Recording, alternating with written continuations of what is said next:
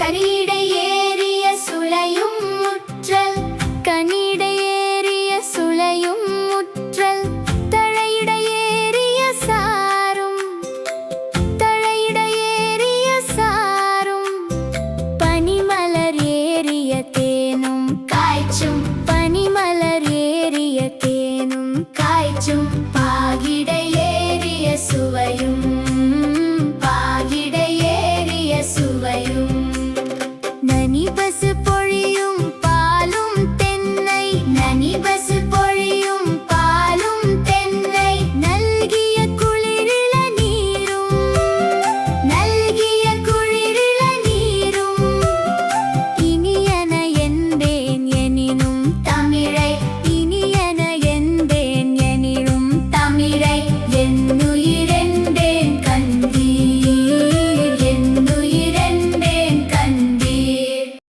இப்போ நம்ம பார்க்க போகிறது பாடலின் பொருள்.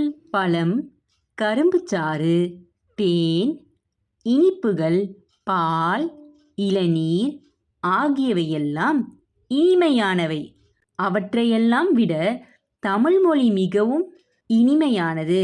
அதனால் தமிழ் என் உயிர் என்று பெருமையுடன் பாரதிதாசன் கூறுகிறார்.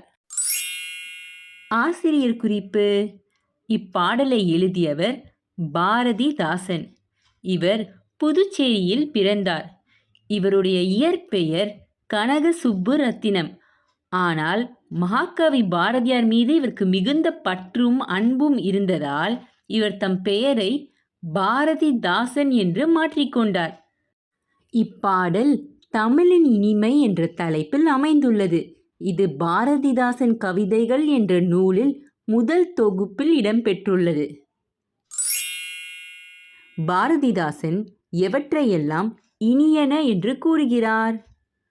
பாரதிதாசன் கனிச்சுளை, கரும்புச்சாறு, தேன், பாகின் சுவை, பால் மற்றும் இளநீர் ஆகியவற்றை இனியவை என்று கூறுகிறார். பாரதிதாசன் எதனை தம் உயிர் என்கிறார்? பாரதிதாசன் தமிழை தம் உயிர் என்கிறார். பாடலில் வரும் வருணனை சொற்கள் யாவை? பனிமலர், நனிபசு, குளிரிளநீர்.